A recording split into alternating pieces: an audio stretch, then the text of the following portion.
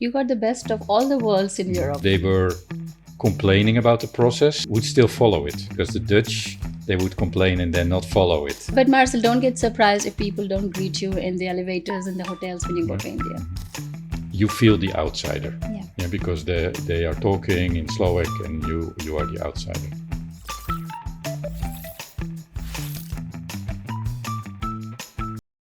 Welcome, Marcel, to Talks with Divya. I've been looking forward to this chat for such a long time. Thanks for inviting me. Thank you. Oh, it's my pleasure. So, Marcel, I thought I'll start with, introducing you, but I realized that there are a few missing pieces about you I did not know. So I could just say, Marcel, you have been a great friend, colleague, mentor, and we have a similar professional background. And I know you are a foreigner like me in Slovakia. And I also know that unlike me, you are from the global west and north of the world versus me from the global east. So that's the common ground that we have. But I realized I don't know much about your background in terms of if you're a Dutch, if you're a Western European, Austrian. So why don't you help me? So yes, like I mentioned, I'm complicated in that sense. I'm born in Austria, in Graz. My father is Austrian, but I was like 6-7 months when we moved to the Netherlands. My mother is Dutch, so I grew up in Netherlands. I started my career in the Netherlands as well, but I also worked a year in the UK, a year in Germany. And end of 2003, I came to Slovakia initially as an expat, and then later on as a full-time employee. We'll come to that expat. And then to make it even more complicated, my first wife was Belgian, or is Belgian, and my second wife is Slovak. So, like I said, Marcel, we both moved to Slovakia as a foreigner, but considering you are European moving into from one region to the other region, which is Slovakia, which is Central and Eastern Europe, versus my experience coming from across the borders and the continents must have been very different. So I want to start this conversation with how was your experience moving from your home country to Slovakia, the first impression? So given that I have a lot of family in Austria, and when I grew up, one of my uncles was actually married to a Hungarian lady. So we went to Hungary during the communistic time already a couple of times, just for family visits, holidays. So I had a little bit of experience with Eastern Europe. And when I actually came to Slovakia, that was I was asked to start working for 1 year, and for me it was like, okay, then I'm closer to my Austrian family, and I actually it wasn't a big shock for me, because I had a bit of background and have seen some of it, so it went quite smooth, The biggest challenge, and I know you have that as well, is the language. That is just... No way. I thought every European speaks like they're all polyglots, as we say. You didn't speak Slovak? I did. And still I'm struggling. I'm struggling with that. It's like we will edit this out, right, Marcel? The Slavic languages are so much different than the Germanic languages that. I wanted to ask you, when you're mentioning about your family, connections in Hungary, do you speak Hungarian? No. That's even worse from a language, I think, But I think even if we both speak at a beginner level of Slovak, we should be very proud of ourselves, because I think in the ranking of world's toughest languages, Hungarian, Slovak, the Slavic languages are considered to be quite tough. And to be honest, I speak more than I admit. You're just being humble. No, but also like I struggle finding the right words. But if I have to, I get along. I can get myself.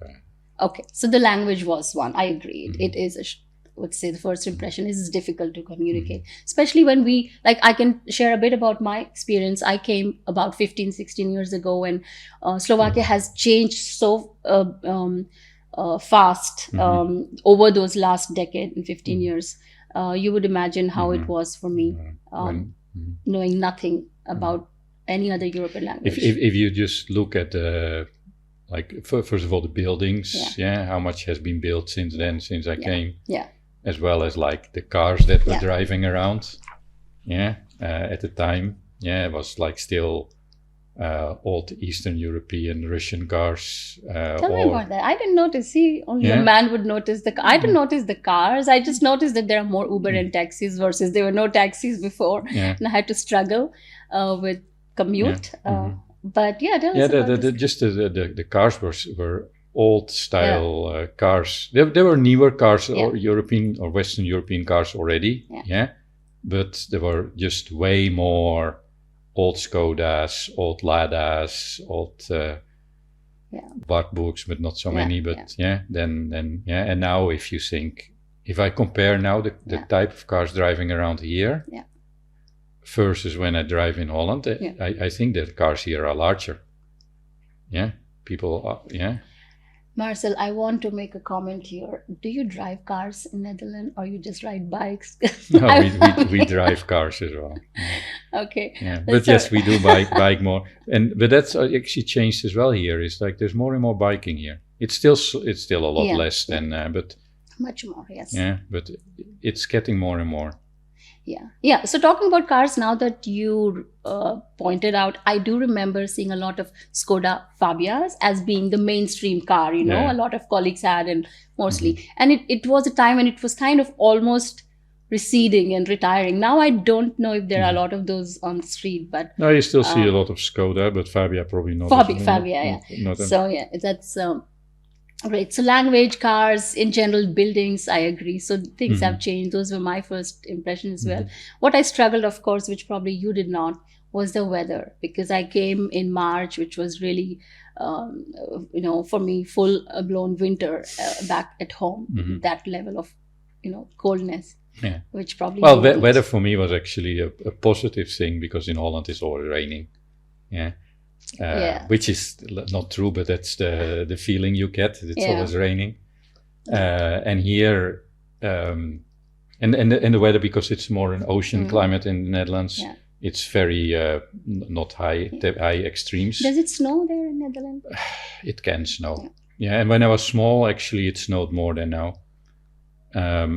But here you have real winters and real summers.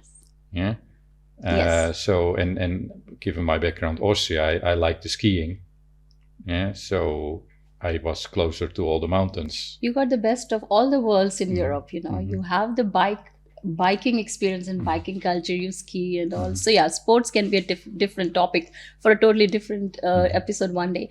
But another thing, talking about the weather, I feel that Slovakia, in my opinion, has a beautiful, distinct 4 season, which I have, from whatever I've traveled, which I think I've traveled enough to make that judgment, is wherever I've been to countries, it's either extreme, it's extreme cold, or it's tropical, it's most of the time humid and warm. But Slovakia and probably the countries around, I'm experiencing last 15 years, the 4 distinct seasons. I think, I agree. I only think that the spring and autumn period are actually very short here. So you have summer, and then a little bit of, like, a couple of weeks of autumn, and then it immediately it starts snowing and it's like cold. We very, very little pre-wiring for winter, I have to say. It's been 15 years and I still struggle to do the transition. And I remember that, like, the first winter when I was here, or actually, after the winter, there was the ice hockey championship. So it's like ice hockey championship winter, the world championship. And I go into the town, and it was like the TVs were out on the terraces outside, and people were watching that outside because it was warm already. And I was like, okay, out there, Wow. And when was that? It was... that is normally in April time frame or March, when that's like, So it's like just a weird experience for me that you do, That's true. That's Yeah. true. Mm. So let's talk a little bit about the cultural Mhm. change. Not, I wouldn't say shocks, but differences in Mhm. impressions. Moving Mhm. away from weather and Mhm. the obvious physical attributes. But how did you find? I'm very curious on this one. Why, Mm. Marcel? Because where I feel, where we see across Europe, you do have a certain common ground and a cultural background. But Mhm. enlighten me here. Was there a Mm. cultural shock for you, and what are those? Mm. No, not a shock, but you do notice the differences. Yeah. What I noticed in work, is that people were actually quite open and friendly, but also very adhering to process at the time. Yeah. So they were complaining about the process, but they would still follow it. Yeah. And that was a shock to me because the Dutch, they would complain and then not follow it. Yeah. Yeah. So that was definitely something, that I noticed. But that has changed over time. People are actually more open to change, at least where we work. But still complaining. But still complaining, yeah. So that was more like a realization more than a shock, and then outside, I didn't have real problems integrating, besides especially initially where you don't follow anything from the language. And one thing was actually interesting, when we went out for dinner with a group of people from work, you feel the outsider, because they are talking in Slovak and you are the outsider, and then you remember when we did the diversity trainings, one person said, no, we felt the outsider because you were from the West. And wow. And I never realized it like that. So we were sitting at the same table. In Slovakia. In Slovakia. In their home country. In their home country. You are a foreigner. Yeah. And they felt the outsider, because I was, and that was really, and that was only like, that was like has 15. That, I'm thinking, has that got to do with the fact that for a long time Slovakia was part of this closed Iron Curtain socialist I think so, society? I think so. And also I think that is why they were following process so much. That was also something that came from that side. Yeah, I think it's still, and I wish this is one thing that I wish would change, and I'm seeing a change, and we're all seeing, but I do see a bits and pieces, and the hangover of that still. I was talking to a friend of mine and said, we're just discussing of what are your retirement plans, and I just said, I like to talk, and one day I would like to open a little bookstore, a coffee place, and and she said, and she comes from a business entrepreneur family, and she said, well, Divya, good luck with that. People don't like to come to coffee shop and talk. So be careful. If you want to open that kind of a place, somewhere outside of Slovakia is the destination, but not here. And that made me think, is it really true? It's, I don't actually think that's true. I think they do like to talk, but they talk with smaller groups, but they won't interact between with strangers. Yes, and that was my, actually wanted to bring that point. Do you think there's a difference in the way Dutch people would interact to strangers versus Slovak interacting to strangers? Actually not so much. No. I've heard. I learned something when I was in one of the roles where we were doing testing for websites. How people are using websites, and the Germans and the French and the English, they were all saying, oh, we need to have our design specific because our customers are different. So we went around and showed the design that we had, and we actually didn't find a difference. So the only difference we found was in Japan. And what? And the difference was that we had our navigation bar on the left side. They performed better with the navigation bar on the right side, and the only reason was they were they read different. Their reading is a different way around. Yeah. Other than that, we didn't find any difference on performance of the design of the website.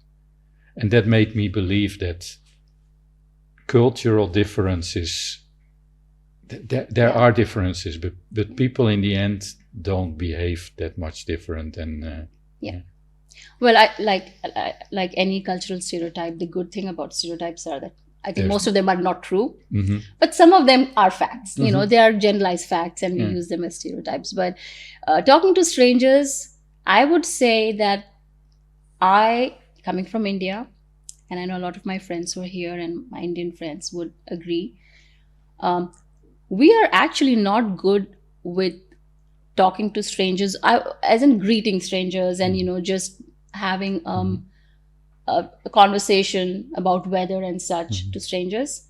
However, the perception is that Indians and Asians are generally very polite and very amicable.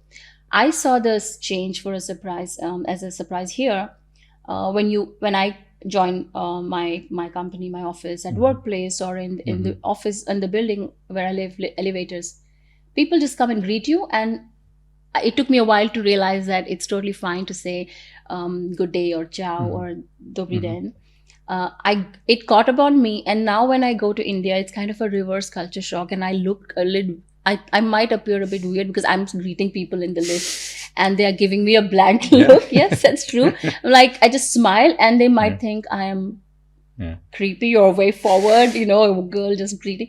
It has become such a part of me that I just cannot take it away. And I think this is something good I learned from living in Europe. It is a general norm that people greet strangers in the lifts and yeah. You greet people even on the street. So there you go. One stereotype is wrong, because people do actually deal with strangers much better in Europe than I think in the East. But I think there's always a spectrum. You have people that don't greet, and there's people that greet everywhere. You just have a more in certain countries. But Marcel, don't get surprised if people don't greet you in the elevators and the hotels when you go to India, unless they're staff. Then they would greet a lot. Okay, they have to. They have to. So tell us a bit about, Marcel, the lifestyle, and why I'm saying this is because I'm connecting this to the quality of life that I felt changed for me from India to here. I'm not saying that, I came here, from a very dire situations and all. I came here to explore, and, I like the vibe and all. But after staying here for a few years, I started comparing, and there are aspects of my life which I wanted to live in a particular way were met by living in Europe versus in India. So quality of life could mean a lot different things. So what does a quality of life for you as a European mean? And do you think there are differences in Slovakia versus Dutch in terms of? Not anymore. I don't think there's much difference anymore. You can get everything here that you want. In the beginning, I had to struggle. Okay, there's some things in that are typical Dutch that you can't get here. But other than that, there's not much difference. How about the cost of living? Like, people say that Slovakia is surprisingly, or maybe just a few cities, it's quite expensive versus. It's gotten more expensive here. Over the years, it's definitely not the same. But I think it's now more on the same level as Western Europe. Right. It's more, which is to be expected if you have like one currency across the countries. And a lot of stuff is imported. Then it starts to converge. I wouldn't expect anything different. Right. But how maybe you can, within India, you have all the different states. Are all the states the same? No. Not at all. I mean, and especially because different states have different income abilities, GDP, in terms of wealth, in terms of floras and faunas, in terms of, so we do have a lot of, it's very diverse in that sense, in an economic socioeconomic scale as well, that would lead to different, cost of living and different qualities of life. So yes, we do see a lot of immigration happening within India, so we are like, everyone moves to Bangalore. I didn't move. I moved from my hometown to New Delhi to Hyderabad to Bratislava. Okay. So I took a different route, but yes, south is currently the preferred place to go for So how is that different from Europe? Oh, see, I thought that Europe as such is not so diverse in the economic scales, right? Like, as I said, most of the Western Europe have almost no, I'm wrong. See, so help me. I'll say So this is take Norway. Yeah. Yeah, Norway has oil. Yeah, they are very rich because of the oil. Yeah. So it's just different because of Switzerland. Yeah, it's completely different. Yeah. That's true. That's true. UK is going the different direction right now when they decided to. Yeah. So I think it's you can't say that everything is the same, because it's just not. Great. I wanted to just check, because you're talking about Norway, what are the main industries and all. I'm just curious. I just want to know Dutch in Netherlands. What are the key industries or source of the wealth, or I don't know how to put that, but I'm just curious. It is what we know as as young teenagers, we know that Amsterdam is known for. But that's not the source of wealth. I know what you mean, but by the way, one interesting fact on that, the percentage of Dutch people actually having used that is lower than any other country. Okay, we're talking about weed. It's okay. Yeah. So yes. Yeah. So it's because it's more tolerated. The effect is gone. Yeah. Yes. But the source of wealth, trade. Yeah. There's a lot of trading happening already for years. Not everything as ethical in the past as right now, but a lot of wealth actually came from slave trade. Yeah, that's that's a sad part of our world history. Yes, but yes, it's still trade, and the Dutch, because they are a small country, they have always relied on trade with foreign countries.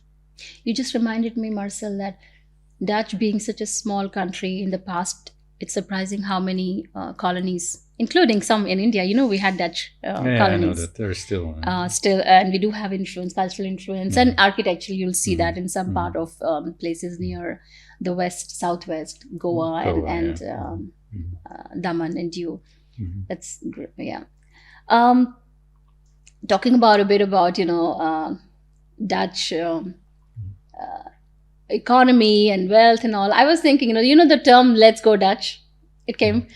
I found, or I don't know. It's loosely based on the stereotype that Dutch people, if I hope I'm not offending any of my Dutch friends, including me, but I think that they are very good with money, or they believe in splitting, and that's the term "Let's go Dutch" means. Dutch people do believe in you pay your bill, I pay my bill.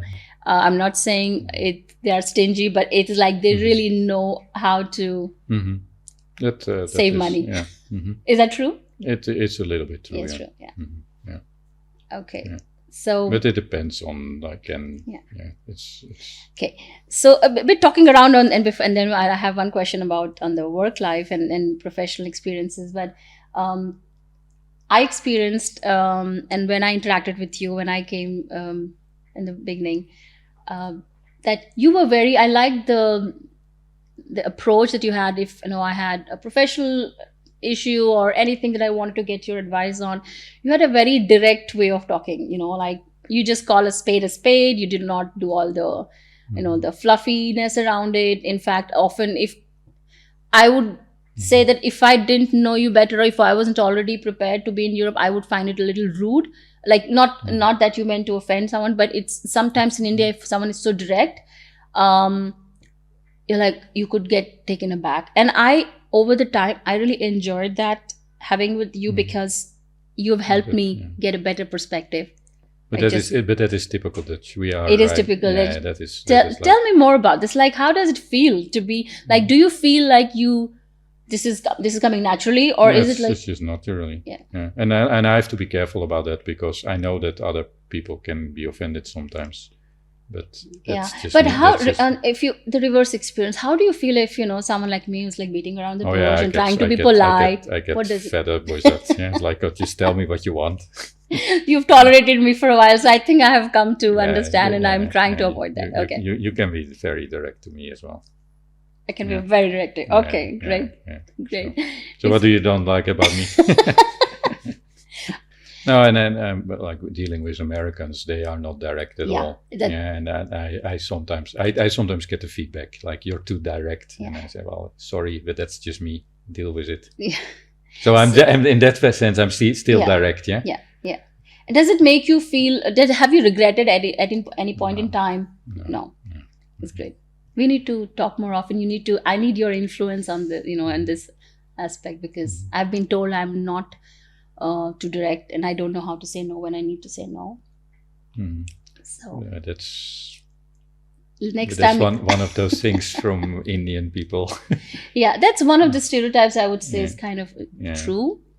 We want to say no, we will say no, but behind your back. I learned that over time, that you have to you ask something from a team in India, and they say yes, we'll do it. Yeah. And then nothing happens. They don't. Yeah, I mean, we don't say no. We don't do it either, but we would never confront. We would keep it till it. We should disappear, or somehow it gets solved. Yeah. So I have learned to ask more follow-up questions. So when are you going to do it, and who is going to do it, and Marcel, I have to say I have learned from European leaders like you also to manage team, because at times I, as a leader, needed to be direct with my teams in different countries and culture where you don't expect that directness. And so speaking about this, let's very quickly on work and professional life. The work environment in Slovakia, beside being direct and people not being happy with changes, anything that you have seen, anything that's good and you enjoyed, or you enjoy working with people in Slovakia versus well, actually what I said earlier is the openness and actually the directness. The Slovak people are quite direct as well. Yeah, they are not. So I do like it. Yeah.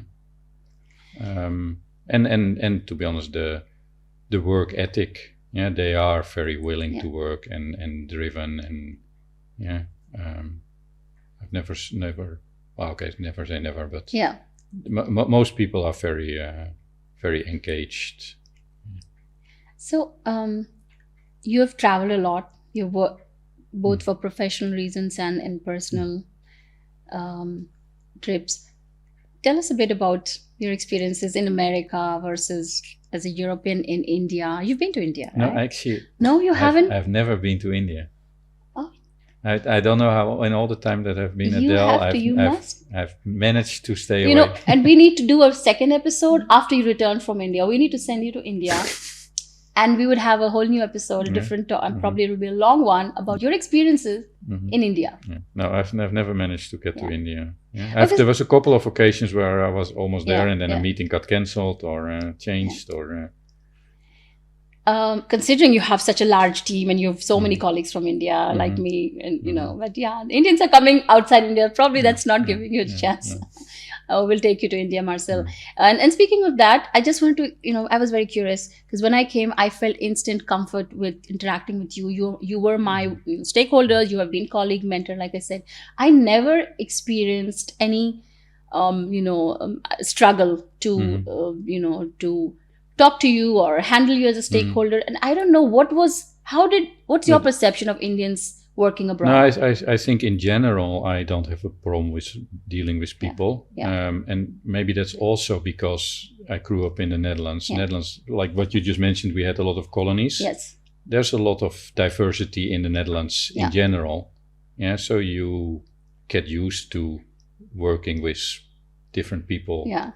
To be honest, not that many Indians in Holland. Yeah. But Indonesia, yes. There's of course a lot because Indonesia was a colony. Yeah. And then a lot of people that come from Suriname, yeah, but of course they are African descent. So yeah, we have a lot of different cultures within Holland. And in over the years, or the hundreds of years, there's been immigration into Holland. Let's do a bit of a fun, round. I have prepared a few questions. I need my glasses for this because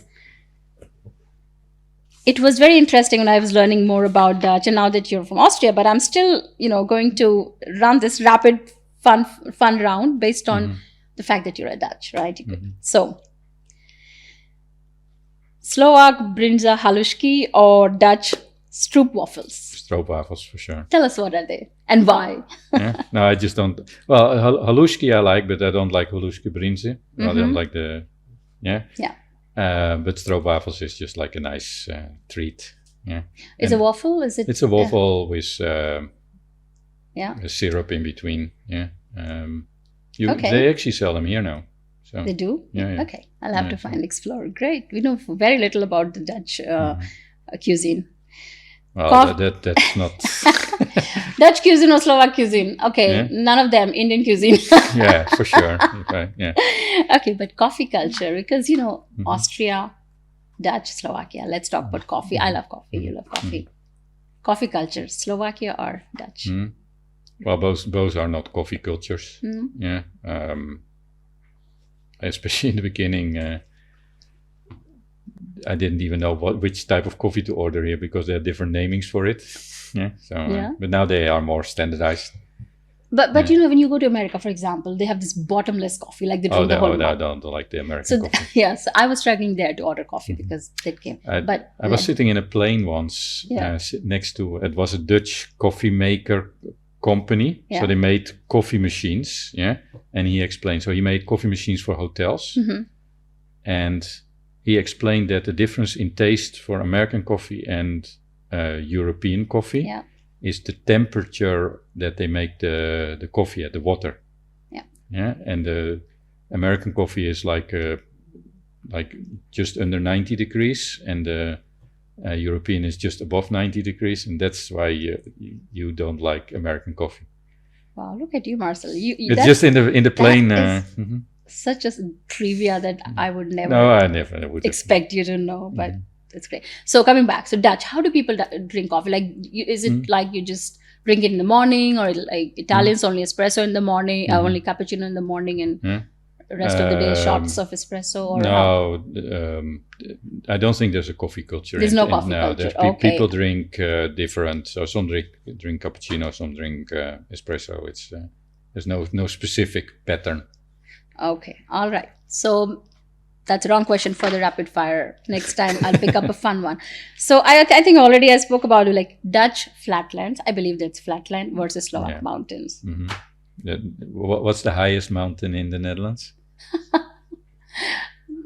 How high do you think it is? Maybe the one that we have in Slovakia. Maybe that's the small Carpathians. The highest is 322 meters, and it's on the border.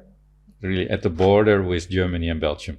That's where the highest, if you take the Kingdom of the Netherlands, it's like 1800 meters. Yeah. There's some island in the Caribbean still, and there's a volcano, and that's still the highest.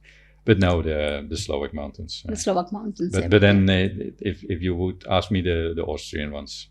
Yes, it's funny, because I wanted to bring this up. So Slovak mountains and Austrian mountains, only an avid hiker or skier or a European who's living between the mountains would know this difference, which I didn't really know, which is, they told me, the Slovak Tatras are great, but the grass is so much green on the Austrian Alps. Same weather, same time, and they compared. I never looked at it this way. Yeah, but I think it's like more rocky are the mountains here, and that's why there's, No, he talked about the grass being greener. Yeah. Like high Tatras, there are green, there are meadows, Yeah. right? And it was August time, so he just come from Slovakia, and I had come from Austria. Mhm. We were just exchanging our travel experiences, and he said, "Oh, that's great. I love Austrian nature. It's so much more green than Slovak nature." Okay, I never noticed So that. it's interesting to see how people within Europe can compare the different diverse things. I would like to just go back to a bit of more a philosophical question, because, like I said again, we are both living in a country which is not our home country with different experiences. What do you think is that one thing that you would like to share with people who are aspiring to move to a another country, maybe as an expat or as an immigrant? What is that one lesson or one experience that you have gained and you would like to share with? Just do it, because because like you learn so much that but you have to be open, of course, but if you have that idea of moving, then just do it. The worst that can happen is you don't like it and you move back.